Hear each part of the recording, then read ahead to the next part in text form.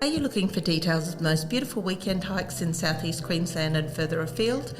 Well, you're in the right place. Welcome to the Everyday Hiker podcast. My name is Beck and I'm your host. Join me and my guest hikers as we share amazing locations, practical tips and guides for new hikers, as well as those with some more experience looking for inspiration.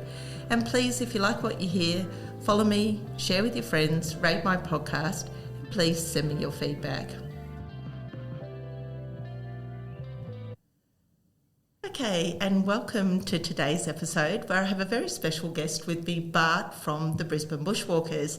So welcome, Bart. Hello, how are you? Thanks for having me. Oh, it's fantastic to have you here. Bart was my very first leader when I did a Brisbane Bushwalkers walk, and the choice of location was Mt Greville, which Bart was a bit like, whoa, got some newbies doing Mt Greville with us, but we had a great day out there. It was my first time climbing Mt Greville, loved it. And we had a conversation on the way up or down, I can't remember. Probably down. Mount Greville versus Mount Maroon. And I thought this would be a really interesting topic for the podcast. But I've got to say, it's not one or the other. I don't think there's a winner because they're both winners. They've both got different advantages. That's right. So it's about the pros and cons of each, and really Bart, having climbed both of them so many times, is a great person to hear his views on these two fantastic peaks in southeast Queensland. They are wonderful. And the interesting thing is that you can see each of them from each other. So when you're at Maroon, you can look over and see Mount Greville. From Mount Greville, you can see Maroon. And I think that's a lovely connection because they're both very similar, but they've got a lot of different attributes to them. Mount Greville has the twin gorges, whereas Mount Maroon is more a sort of single straight up track, although you can come from other directions as well. And that's what we're about to learn all about today. Yep. So I thought we should kick off with Mount Greville, given that's been our most recent experience. Yep. So Bart, can we start with how do you get there? So you head out through Ipswich towards Cunningham's Gap. When you get to Arachula, probably 5 minutes past Arachula, turn off towards Spicer's Gap and go there until you get to Mount Greville Road. There's a little bit of dirt. Takes about an hour and a quarter, hour and a half from Brisbane. And Okay, there's a little great. national park sign and that's it. And there's a little car park There's there. a small car park. But something that was helpful to know with you being our leader is there's no toilet there though. No, so the toilet block at Arachula becomes a very important stopping point for a lot of things, yeah. Not to mention a coffee and a snack at the bakery, right? At the end of the walk, Fuel you up. Well, that's another thing about the two different walks, the bakery or the shed. So the bakery at Arachula or the shed out at Maroon, which one's better? Okay, well, we'll do that one in our sum up. So we've got to the car park and we're going to head up, and we've got a choice of, well, there's three popular routes. Three main routes. There's other quite routes. Many well, more. They do. There's the three main routes are up Waterfall Gorge, up the South Ridge, or up Palm Gorge. Depending on what, like if you use Old Trails, they'll talk about Palm Gorge and coming down the ridge. I find going up Waterfall Gorge, coming down the ridge is the preferred way for me to do it. I think you get a great mixture of things. I know people who did Mount Greville the first time up Palm Gorge and they just went, and it's not very exciting because they miss a lot of the things that are quite wonderful about it. There's also the option, if you're a bit braver, of going to the bottom of Waterfall Gorge and then going up the Razorback, which is a narrow bit of rock that has loose rocks on top. Apparently it's a bit scary. I've had a friend who's done it a few times recently and he just shrugs his shoulders and says, it's not too bad, but it looks a bit hairy. And then also there's a way you can get up around the back of the Razorback as well, through the bush. So you go down a little creek to where the actual waterfall is in Waterfall Gorge and go up a ridge line back the back and it puts you at the top of Waterfall Gorge. There's a million different ways you can do it out there. It's great. It's okay, fantastic. But you love Waterfall Gorge. And down the ridge. That's the one. It's definitely the one. So going up Waterfall, I mean, you describe it. It feels a bit like you're going up a waterfall, but the waterfall's not there. Well, I've been there when there's been water, so it's been interesting when there's water.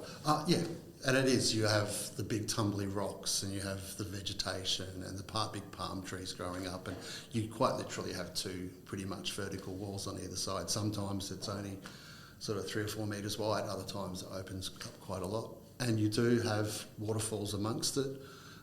There is a waterfall about 2/3 of the way up that I've seen water come down quite a lot. So that's the thing. And it is beautiful, and there are so many things along the way to keep your attention. The vegetation changes from bottom to top, the size of the rocks, you have little chutes that you climb up and little rock slabs you go across. I just think it's a wonderful experience.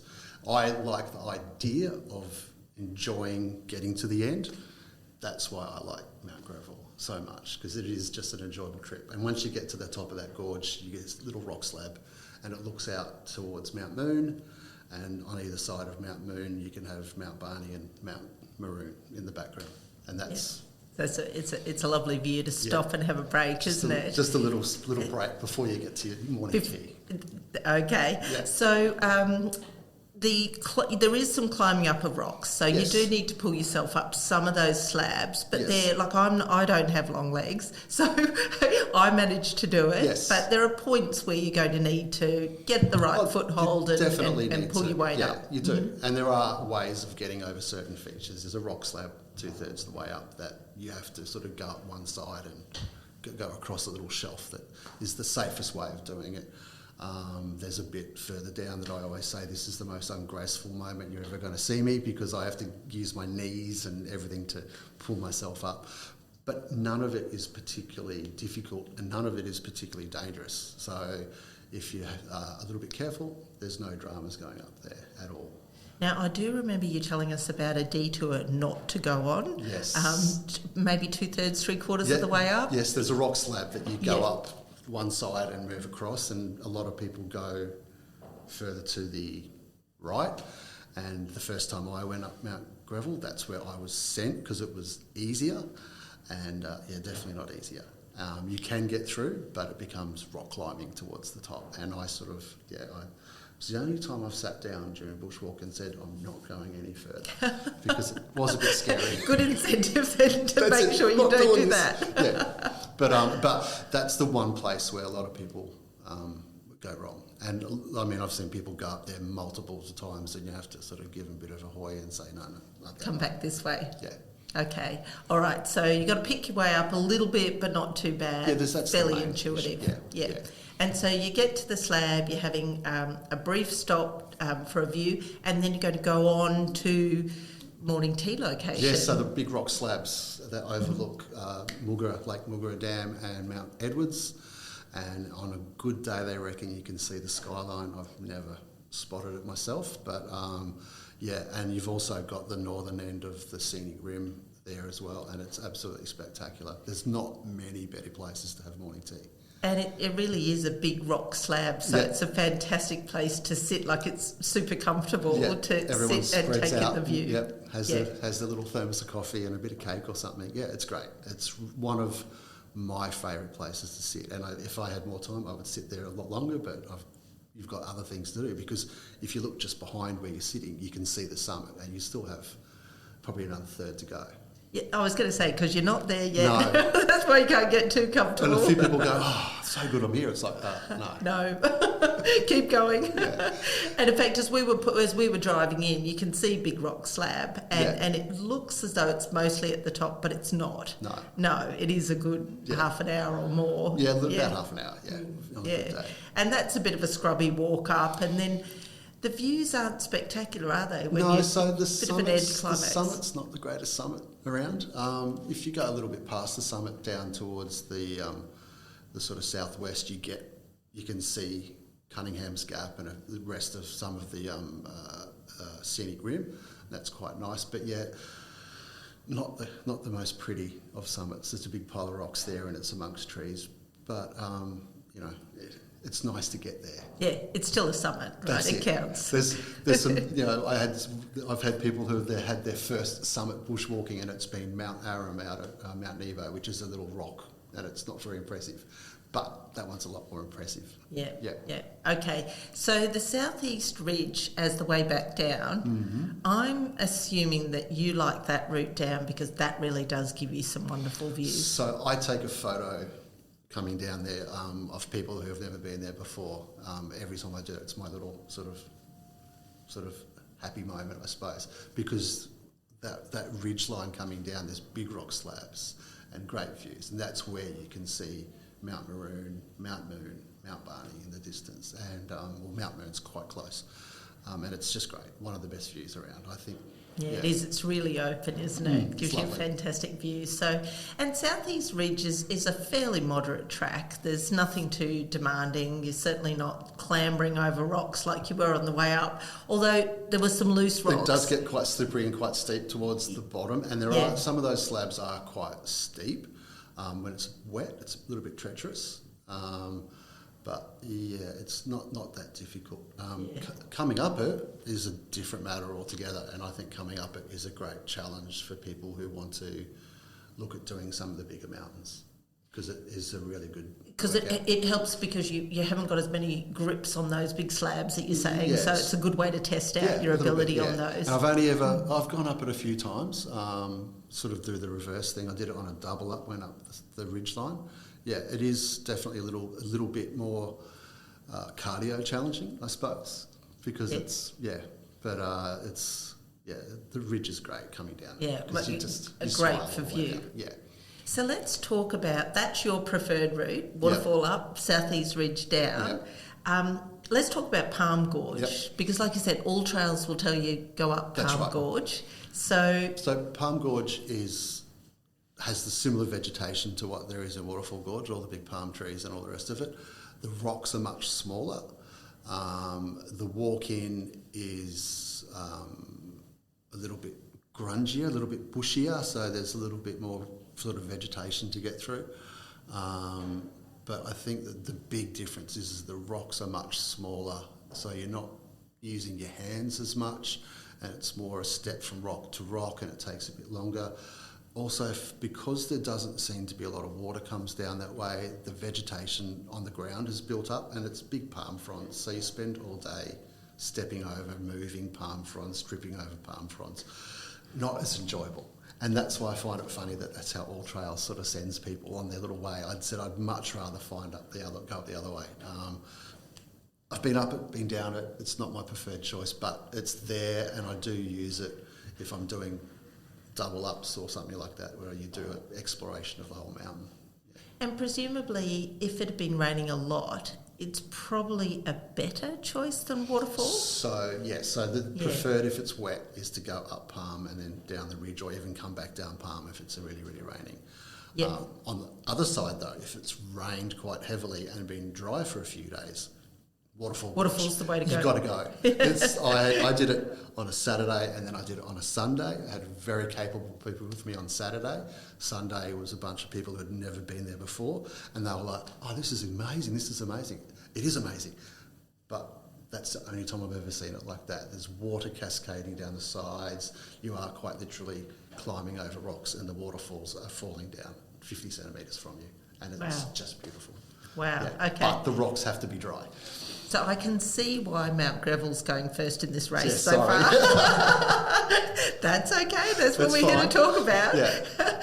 So let's switch to Mt Maroon, and then we'll talk about pros and cons at the end. Mt Maroon, you're getting there a slightly different way than what you would to go to Mount Greville. Yeah, so you go out through Rathdowney. So you head southeast, or south more than southwest. Out through, you can go out, well, you can probably go through Boat Desert, then Rathdowney. Last toilet block, Rathdowney, so definitely a stop there, and then it's just a short 15-minute drive from there till you get to Mt Maroon. Big advice about driving to Mt Maroon: pack as many people in the car as you can, because the car park is small, and the mountain is busy. So you always try and have a full car. Yeah. Because you get there and you see all these people, one person getting out of a car, and you're parked 500 metres down the track amongst trees, and it's like, I wish they'd carpooled. And it's not fun, that walk in or out of Mount Maroon, so you don't want to be any further away than what you have to be. Having to walk down that dirt road, it's not great. Okay, so we're out at Mt Maroon. We've had a toilet stop at Rathdowney. We've taken a few people in the car, hopefully, and we're ready to go. Yeah. So that first bit going in, I mean, you said before, it's a single track. So the tourist route is just a single track the whole way to the top. And it's beautiful. It's great fun. It's lovely. It's definitely handsy. You definitely need to be using your hands and have a bit of upper body strength. But the first 500 metres is pretty simple. You're just walking along a little dirt track, a little bit of uphill, but not too much. But then after the first 500 metres, you know you're on a mountain. Yeah, you're starting to get elevation almost immediately, aren't you? Yeah. But even still, the next leg is just kind of climbing over boulders as they and then bits of track. Yeah. It's that chute that is the big adventure, isn't it? Yeah, the gully. That's the no stopping gully. So that's one important thing to remember when you go there is there's a little sign and it asks you from this point on, do not stop. And the reason for that is there's not a lot of places to overtake. If someone stops on their way up, then to get past them can be quite difficult. People coming down, going up, can get quite congested.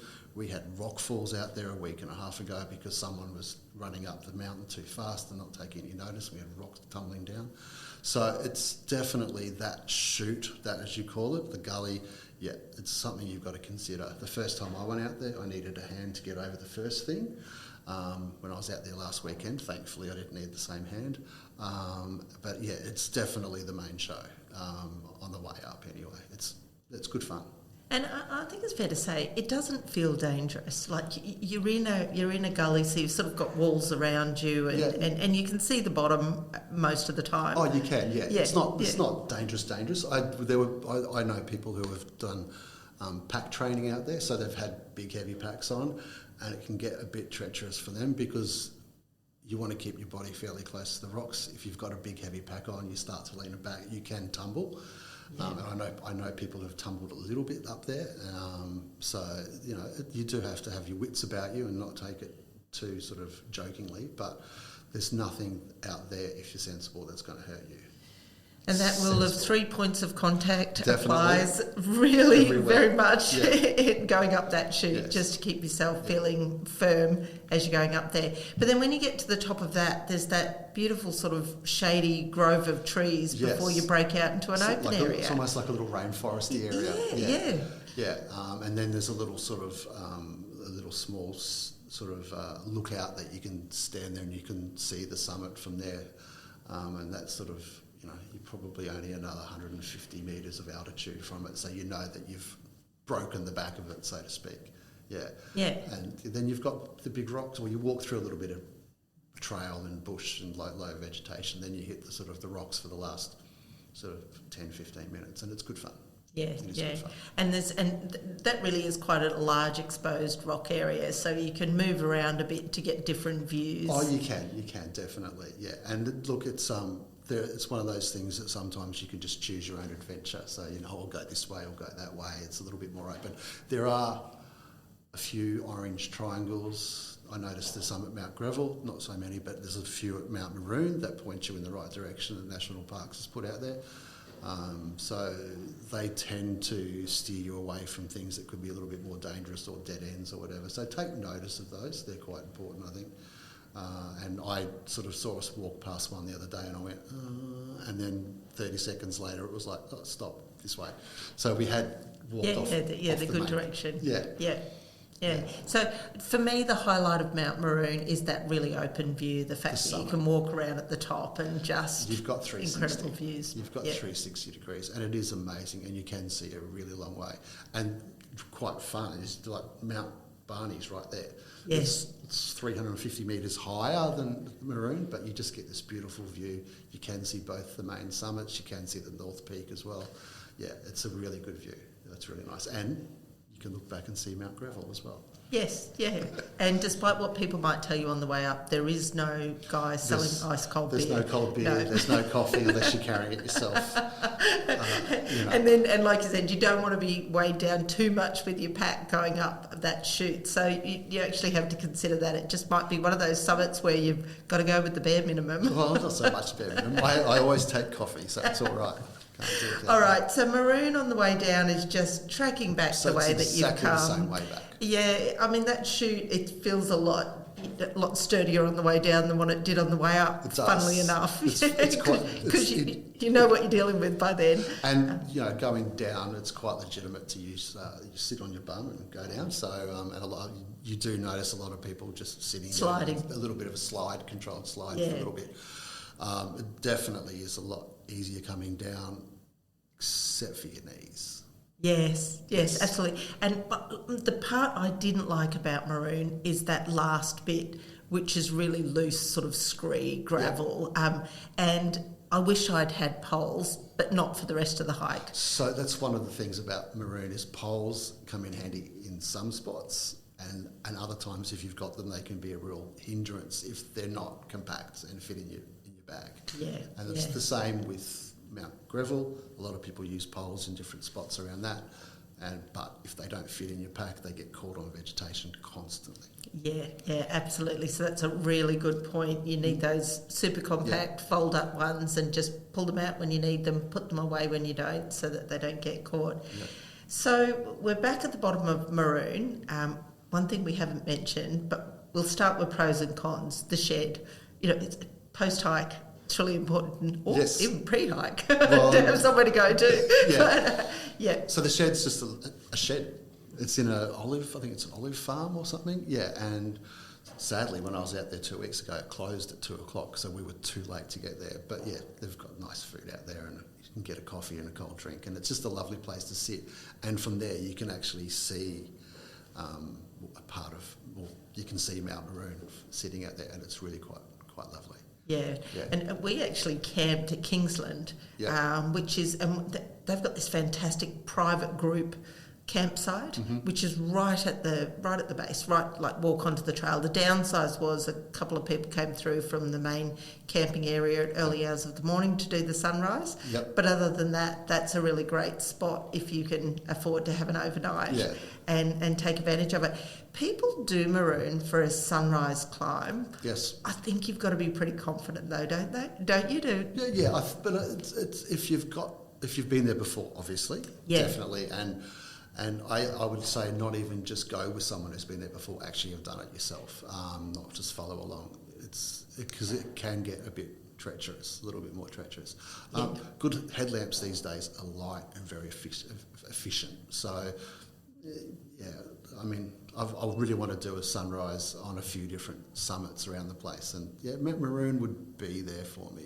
Yeah, absolutely. And like you said, if you knew where you were going, it's probably not the one to do for the first time as a sunrise hike. I think that's what I'm saying. You want to have been there before to know what you're up against. Yeah. Because dark walking does add a lot of time. Yes, absolutely, to get your feet right. So, and to avoid tree roots and things like that. Yeah. So we're going to look at the pros and cons. Okay. I think you've mentioned a couple, but I'm going to let you sum up. Rightio. Why are you heading to Mt Greville instead of Maroon? And then we'll do it the other way. Why you go to Maroon instead of Greville? The journey. Mm-hmm. The journey at Mt Greville is what does it for me, because you just, from the second you get to the top of Waterfall, the bottom of Waterfall Gorge, I keep saying the top because you actually have to climb down into Waterfall Gorge, it brings a smile to my face. It's beautiful. And the number of times I'll stop there and everyone's just got their phones out and it's photos. And as you keep going, there's just more and more and more, and it just keeps giving. And then when you get to morning tea spot, you've got that incredible view. You can see the summit. So I think it gives the whole way through in different ways. And then coming down the ridgeline, it's exactly the same. You've got the beautiful views. It's fun to walk down there. It's absolutely what I find it just so enjoyable. Brings a smile to my face. I really love how you put that, because I think that sums it up perfectly. The walk changes the whole way along. That's the difference, isn't it? Yeah. You know, Mt Maroon, you're going up one way, you're coming down the same way. I hate saying it's a trudge, but it's a bit of a trudge. Well, it is on the way down. You know, it's like you've had the highlight. Yeah, that's it. Now it's all downhill from here. I mean, the views going up Mt Maroon are wonderful as well, but they're different. But when you get to the top, that's the highlight to it. Yep. Yeah. Okay. So is there anything else you'd add about Maroon that you'd say, apart from the view, this is the reason you're going there? Okay, if you're training for a bigger mountain, maybe, because it's very much an analogue for its big brother next door to Mount Barney. There's a lot about it that sort of works. So that's a good reason to do it. There are other ways to do Mt Maroon. There's coming in from Drynan's Hut, which is on the other side of the mountain. I've not done it, but apparently it's a lovely walk. There's creeks and waterfalls and all that sort of stuff. There's also the caves route at Mt Maroon. So there are different ways to do it than the tourist route. None of those are something you should just do with a simple download. Find someone who's done it. Yeah. Exactly. Yeah. So really, as we said at the start, this isn't one versus the other. There's no competition here. They're totally different in a lot of ways, but so very similar because they are they're both around about 600 metres of altitude gain. They're both in that sort of 4, 5, 6 kilometre in length, and they both take sort of about 4 or 5 hours depending on the group. So they're very, very similar. The distance from Brisbane, very similar as well. But they just have slightly different attributes that make them individual, I suppose. Yeah, so the message is you've got to get to both. Oh, for sure. But don't underestimate them because they're not easy. 4.5 kilometres doesn't sound like much, but as you said, it's 4 to 5 hours of solid work. To get up and down both of them. So be prepared for that. Make sure you've got the right gear. Oh, for sure. I think and my personal opinion is Mount Greville is a good starting point to go on to Maroon because Maroon is technically slightly more difficult because you do have a bit more scrambling to do. The scrambling in Mount Greville you feel a lot more safer because you are enclosed, you've not got big drops anywhere near you, you're not sort of looking over your shoulder and thinking, I don't want to tumble down here. So those sort of things happen at Maroon. So Greville, I think, to start with, is a great way to go before you go to Maroon. That's great advice. But you did it the other way around. Yes, that's right. I did Mount Maroon first, baptism of fire. I wish I'd discovered Greville earlier. But they're two of my favourites, so I really wanted to talk about them today. But while I've got you here, I'm going to ask you about your gear, what you use, because I think everybody loves to hear about, what people are hiking with. So are you a shoes or a boots person? Shoes. 100% shoes. Yeah, I wore boots, started wearing boots sort of 4 or 5 years ago, just didn't find them right for me.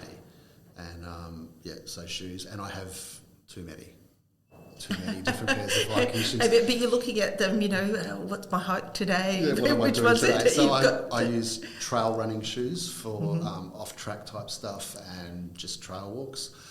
For something like Mount Maroon or Mount Greville, I wear a pair of what they call approach shoes. So they've got stickier rubber, a little bit more technical, so they will grip the rocks a bit easier.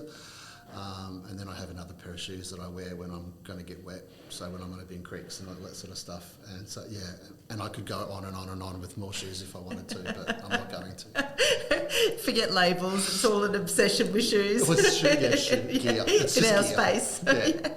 Okay, backpack. How big a pack are you carrying? So I've got a 30-litre backpack. I've just bought myself a new one, so I have a 30-litre frameless pack that I've been using for a while. I like the frameless packs, but I've just bought myself a 30-litre framed pack as well, just to give that a bit of a go.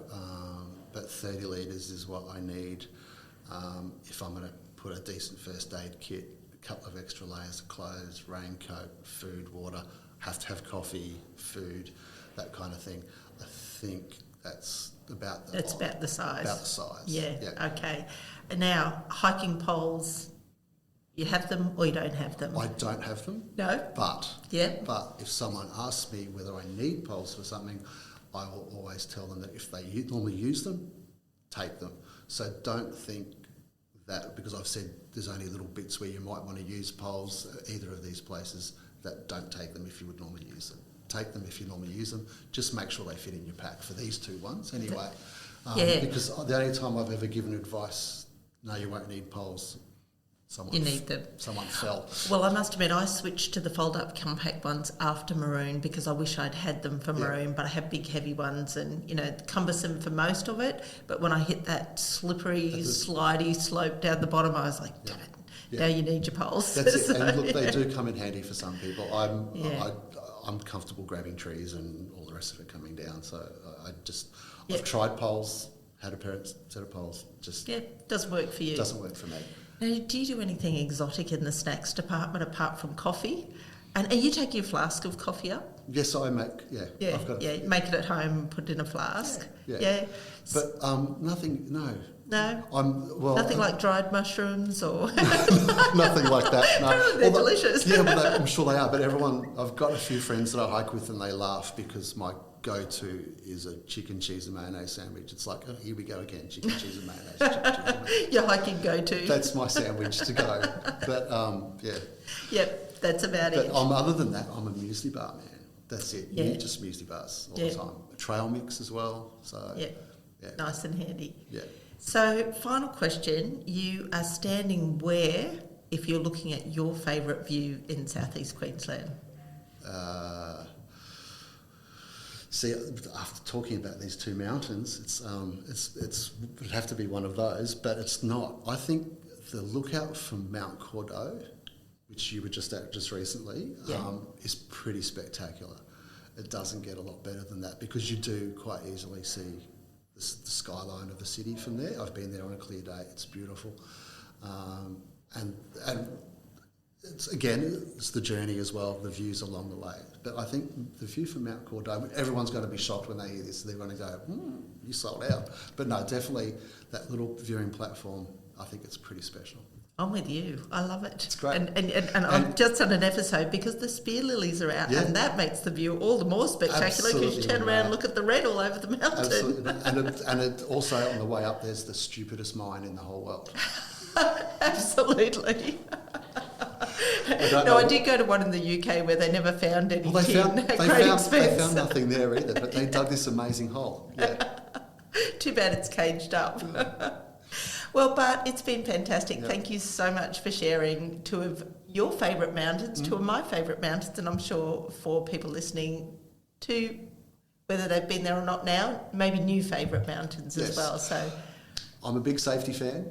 Mm-hmm. If it's after 11 o'clock in the morning, do not even think about going up either of those mountains. Great advice. It's just too hot, and we're coming into. You can feel it already. I won't do either of them for the rest of the year now. It's too hot. But the number of times you're walking back into the car park of both of those walks, and there's people leaving at 1 o'clock in the afternoon, and you just have to think about what you're doing. But yeah, definitely, I think the sign at Mt Maroon says like 10 o'clock or something. If it's after 10, forget it. So think about what you're doing. Don't have a sleep in and breakfast with some friends and then go, let's go.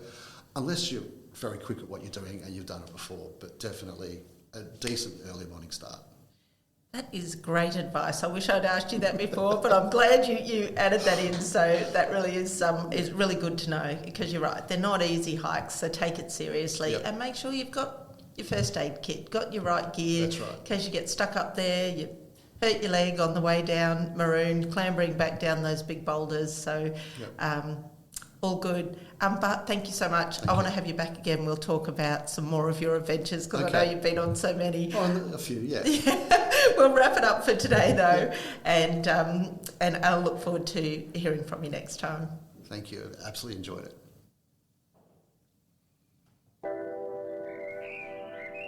Thank you for listening. You'll find details of the trails and locations we discussed today in the show notes, and I'd love to hear from you. Please leave me your feedback, suggestions or ideas, and I'd really appreciate if you could rate me, follow or share with your friends.